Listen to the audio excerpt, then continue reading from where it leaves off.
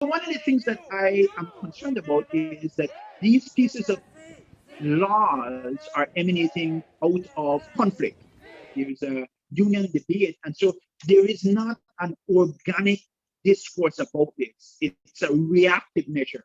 And this is true for both political parties. I think that both political parties have played political football with anti-corruption legislation. We saw that under the U.D.P administration, and I believe to a certain extent we're seeing it now under this new administration. One of the points that I would want to make, though, is that I'm very hopeful. As a Belizean, you have to be optimistic, and I will give the Prime Minister, the Honorable John Rosenio, credit for at least drafting the legislation and putting it out there for public discourse. The responsibility then now is for members of the public to respond. There has been an olive branch. There has been, so to speak, a first step in terms of putting the legislation out there.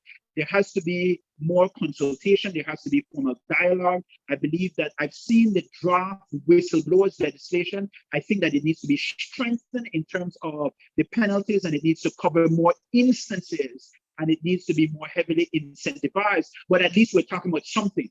We're not speaking in a vacuum. We're speaking about draft legislation.